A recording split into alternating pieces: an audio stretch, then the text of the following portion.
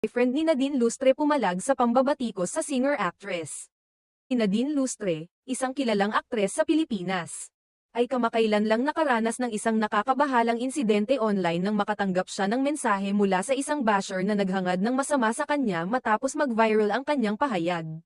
Tungkol sa politika, isang mensahe mula sa basher ang naglalaman ng salitang, "Sana marpay ka ng adik," na naging sanhi ng pangamba sa mga netizen. Dahil dito, ipinost ni Nadine ang screenshot ng naturang mensahe sa kanyang opisyal na Instagram account, na nagdulot ng maraming reaksyon mula sa mga tao sa social media. Sa kanyang Instagram post, nagbigay siya ng mensahe, isa sa mga hindi nakapasa sa vibe check. Ang mensaheng ito ay naglalarawan ng kanyang pagkabigla at hindi pagkakasundo sa naturang pagbabanta. Kasunod ng insidenteng ito, hindi pinalampas ng kasintahan ni Nadine na si Christoph Barrio ang pagkakataong ipagtanggol siya. Ipinost din ni Christoph sa